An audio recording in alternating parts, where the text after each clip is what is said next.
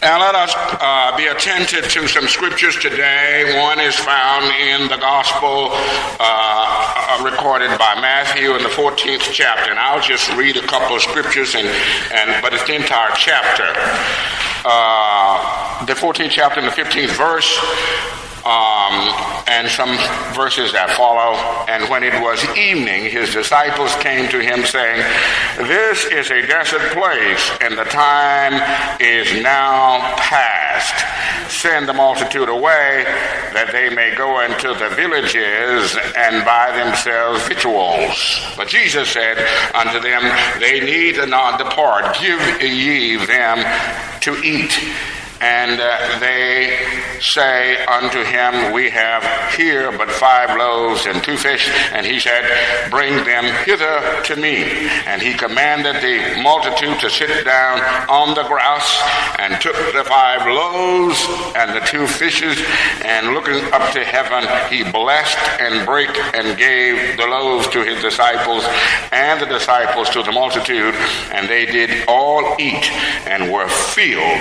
And they took up of the fragments that remained 12 baskets full.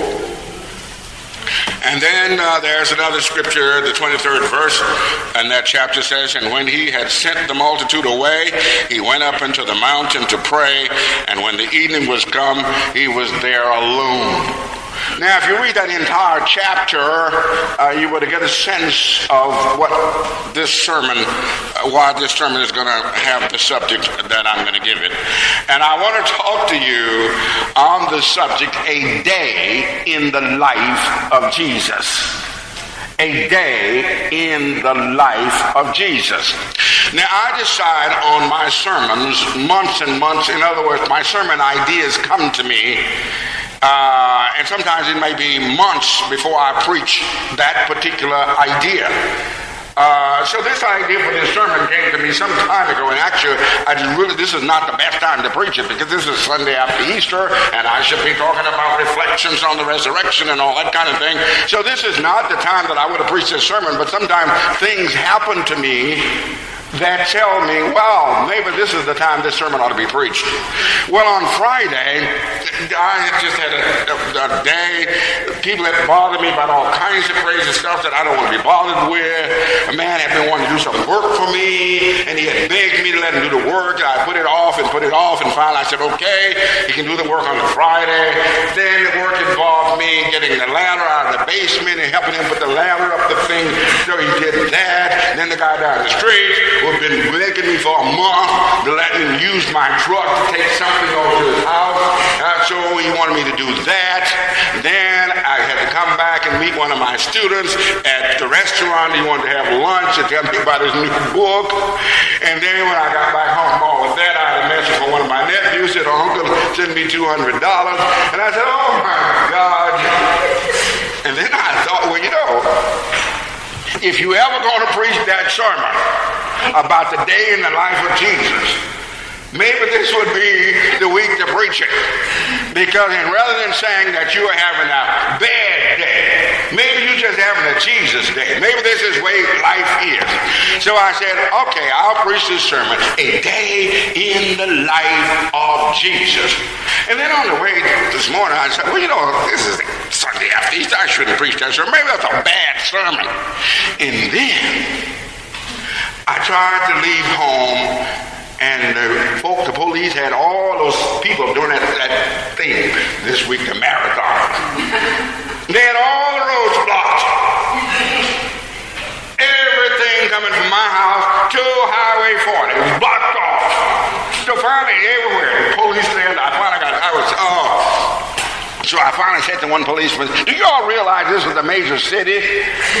And you are blocking the highway? I said, how do I get to Highway 40? He said, you have to go all the way back up the King's Highway. I looked at him, and he said, have a nice day, sir. And I thought to myself, you know I'm angry. And then something said to me, now what are you serving today? A day in the life of Jesus. Now, one of the reasons that my original reason for preaching this sermon was that I think that sometimes We need to consider what a day in the life of Jesus was. We are so far removed from reality, from the reality of the past. We're so far, our lives are so different that sometimes it might be good for us to be reminded what a day in the life of Jesus was like. You see, people don't read the Bible as much as they used to, and they don't know what a day in the life of Jesus was like. Now, the synoptic gospels are not necessarily arranged in the order that the events took place. I know that, okay? But if you look at them, you will see that a whole lot went on in any day or every day of Jesus. There's a lot of stuff went on. So I thought that if I would talk to people about the day in the life of Jesus, that they would come to some conclusions when they see what happened in a day in the life of Jesus. You know, we have this expression, walk a mile in my shoes. We have sometimes folk take their children to their jobs with them so that the children can kind of see what life is like for them on the job. So sometimes when we understand what life is like for other people, we might develop a greater empathy for their situations. The other thing is that when we realize what life is like for other people, we might not be so quick to complain about the little things that happen to us. When we find out how busy other people are and to do the things that they do, we might not complain. You know, I almost never discuss my problems with people. And I think I've told you before, I will joke around like a busy day and all that kind of stuff, but I almost never discuss my problem with people. Folks think that I think that I'm too big to have problems, that I don't have any problems. I almost never discuss them. You have never heard me talk about a personal problem that I have. And none of my friends. I do not discuss my personal problems with my friends.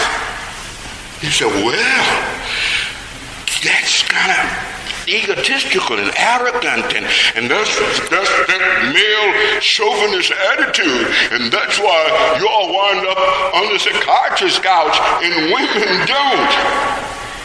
Well, that's the reason I don't discuss my problems. In the first place, I'm healthy, I'm well educated, I don't have any children, I don't have most of the things that most folks are concerned about. And who would be interested in listening to some problem of somebody who has all this stuff that I have to be worried about? I shouldn't have any problem that was serious enough to talk to other people about. The other folk out there are really doing things. My biggest problem is coming up with a great idea to preach about or to write about. Other folks are really dealing with real serious issues. They are trying to get along with spouses, which is not an easy thing. They are rearing children, helping out with grandchildren. They are trying to put together enough money to make it from one week to the other one. Now, what would I look like telling them my problems?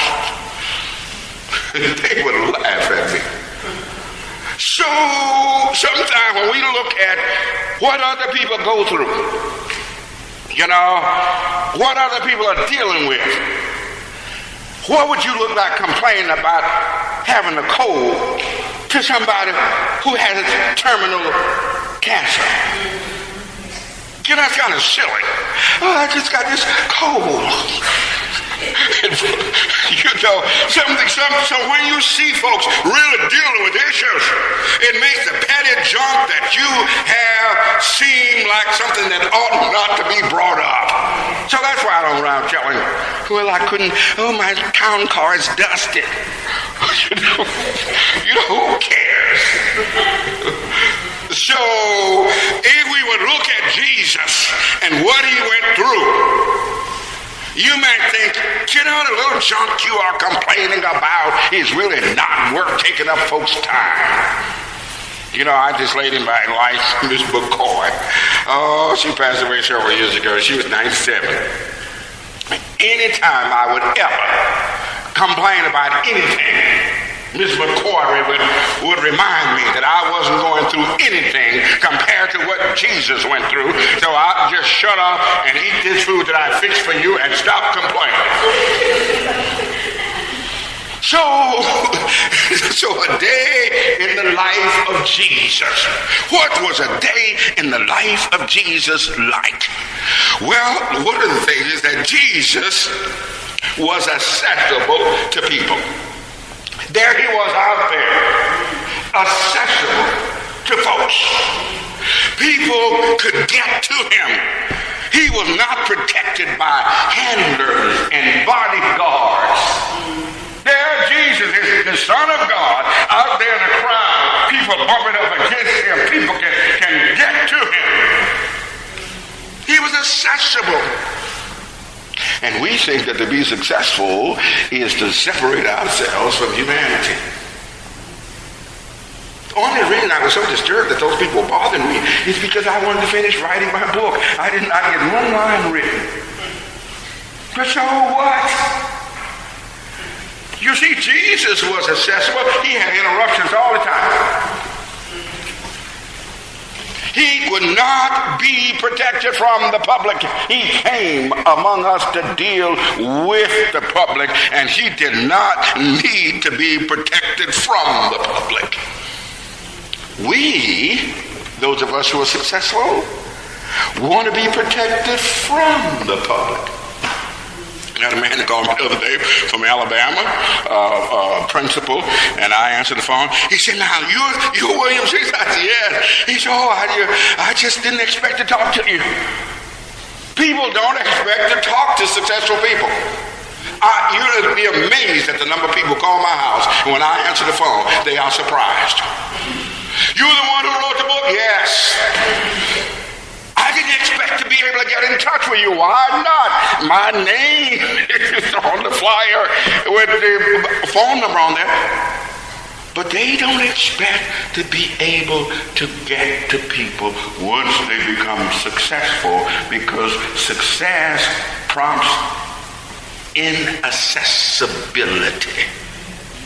We don't see. One of the things that's wrong with young people today, one of the things that's unfortunate about young people growing up in certain neighborhoods is that they don't see successful people. They all see people who are doctors and lawyers and politicians and great businessmen. Because those people think that the best thing for them to do is to get as far away from ordinary people as they can and build themselves houses and faraway suburban places so that ordinary people won't have access to them. Jesus placed himself right in the midst of people, and they had access to him. And we think that if people have access to us, that means we're too unimportant. We're too common. We must, I had a man tell me was that he never answered his phone because if people got in touch with you, they wouldn't think that you were important. Now that's what he was told. He was told that the degree of your importance will be determined by the difficulty that folks have to go through to get in touch with you. And then if you answer your own phone, that would mean that you're not all that important. So Jesus was accessible. He answered the questions. I remember when I was lecturing at the University of Chicago, and C-SPAN was there to record my lecture program, and they were going to have a question and answer. And the young man said to me, "Do you want us to present you with the questions in advance?" And I said, "What do you mean?" He said, "Well, most of the speakers of your category, they want the questions in advance so they can study the question. And then when they come out to the audience, they want it to appear that these questions were spontaneous." And I said, No. I don't want to know what they're going to ask. Let them ask me and I'll answer the question. You know, even in the presidential news conferences, not just the present president, all of them. Did you know that those questions are presented in advance?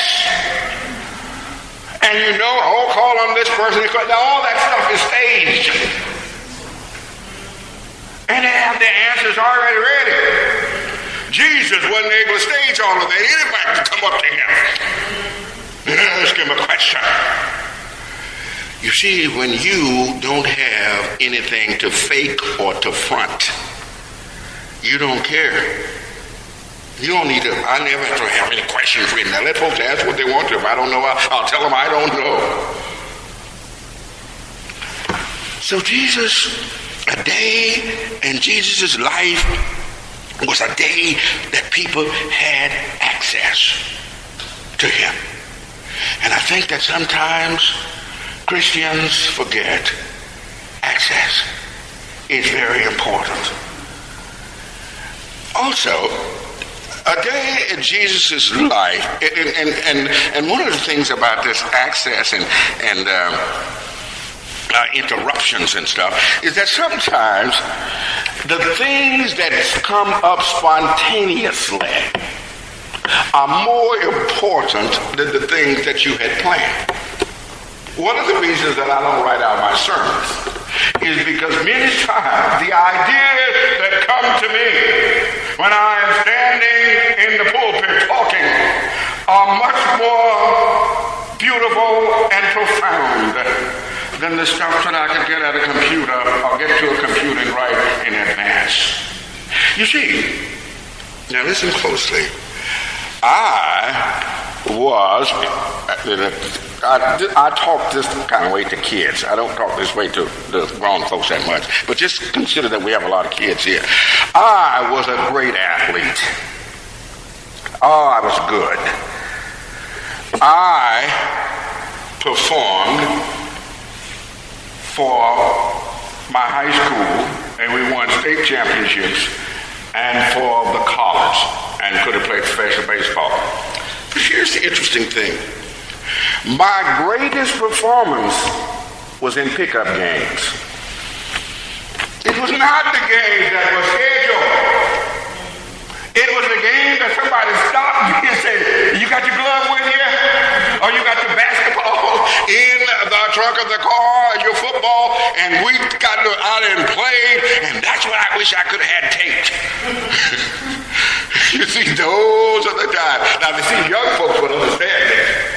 Because you ain't go out there and they make all those shots and stuff like, man, where are they? The crowd. So sometimes the stuff that just happened to you spontaneously, the interruptions that come into your life, the conversations you have are much more profound than the formal stuff that you can plan. My students, whenever they meet with me, they always bring their notepads. And I told them one Friday, don't start writing till I have to. Because that's just talk, and they just write down all this stuff. I remember when I was teaching, my silly kids, students, they would come, and some days they'd come in, and they'd ask me a question. And then we'd spend 50 minutes just talking about that question and all kinds of stuff. And they'd go and tell the rest of them, what are y'all doing in the room today? So you have to brush and get the glass. So we got him off the subject today. And he just rambled on and on and on. They didn't know that the stuff that I was rambling on about, the stuff that I was just waiting for the right day to talk about. So sometimes when you get off the subject, it's kind of like women. You know, women can, whenever women want to talk to you about something, it's going to come up, I don't care what it is. They're going to get back to that subject that they want to talk about. So sometimes your interruptions lead to a better outcome than the stuff that you had planned. The other thing about Jesus, and I'm not going to talk about this might be the last one. The other thing about Jesus is that Jesus, in his day, was filled with good. Jesus' day was filled with good. Now, our days are filled with activities, and Jesus' day was filled with work. Our days are filled with activities, and Jesus' day was filled with work. You see, there's a difference between activities and work. Most of the things that we do are just activities. They are not work. Now let me tell you what the scientific definition of work is. The scientific definition of work is the moving of an object. Activity is simply the expending of energy. And most of what many people do is just using up energy. Nothing is accomplished. So Jesus was not just doing things, he was doing good. You know, sometimes I envy devils. Now, maybe I shouldn't because the Lord has blessed me so much. But, you know, one of my problems, one of my weaknesses in dealing with crooks is that I need to feel good at the end of the day. And I don't use any kind of drugs, never have used any kind of mind-altering substances. So the only way that I can feel good is to think good thoughts. I can't feel good because I don't have any other kind of way to feel good. So the only way I can feel good is to think good thoughts. I cannot feel good about doing bad things. You know, I envy folks who can go to hell with a good attitude. You know, they can go to hell with a smile on their face. Just on their way to hell, robbing and stealing and lying and doing all kind of terrible things to people. That's how you know, just on their way to hell.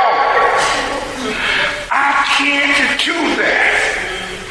Even if I do something to people I didn't intend them any wrong and they take it wrong, I sometimes feel bad. And these people just do anything. But I can't. My folks kind of mess me up.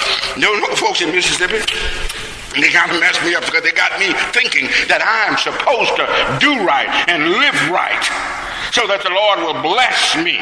And if the Lord blesses me, and since the Lord has blessed me, I am not supposed to stoop to the behavior that other people stoop to. They told me that the scripture says of him whom much is given, much is required. So since you know more, you have more, you've been blessed more, you're healthier, you should go and see sick people. If you have more money than they have, you should share of your bounty with those who have less. If you're smarter than they are, rather than making fun of them and trying to exploit them, you ought to teach them and help them to learn what you think you know. Yeah. Jesus did good. And we ought to be concerned about doing good. Jesus did not wrap himself up in himself.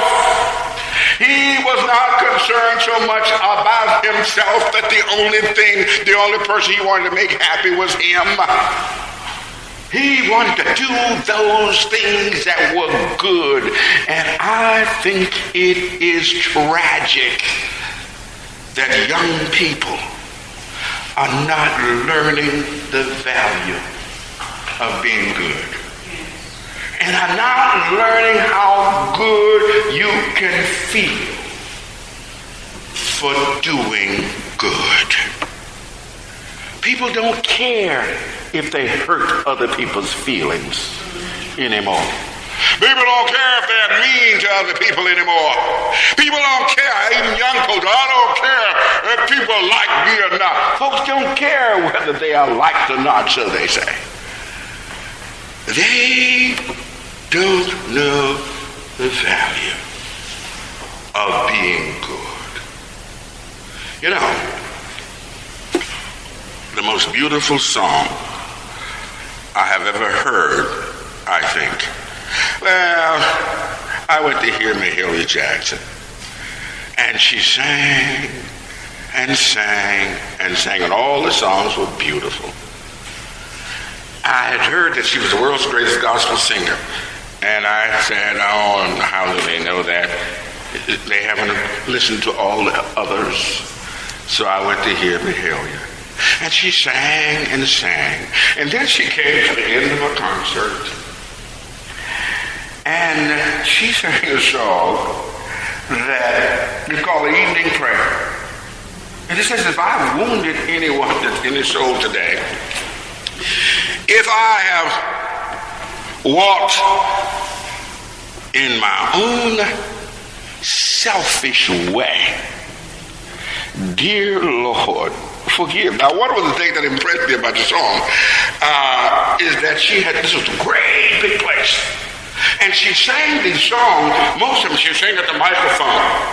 But when it came to that one, that was the last one she did her little talk, and that was the last song that she sang. If I wounded anyone's soul today, if I've caused one footstep to go astray, if I walked in my own selfish way, dear Lord, forgive. Now, I said she's really, really great, but I wasn't really convinced that she was the world's greatest gospel singer, even at that point. And this was the great big theater. And then, when she sang the first verse of that song and finished it, she walked away from the microphone. Away, this great big place. She walked away from the microphone and sang the second verse. And it seemed that all around the wall, you could see that great voice. I don't need to hear the rest of it. She's the greatest.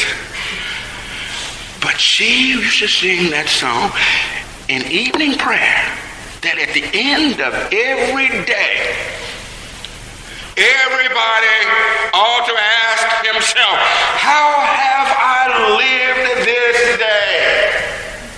What have I done with the time that God has given me this day? What have I done with the resources that God has given me this day? What have I done with the mind that God has given me this day? Have I been anything like Jesus would have been pleased with?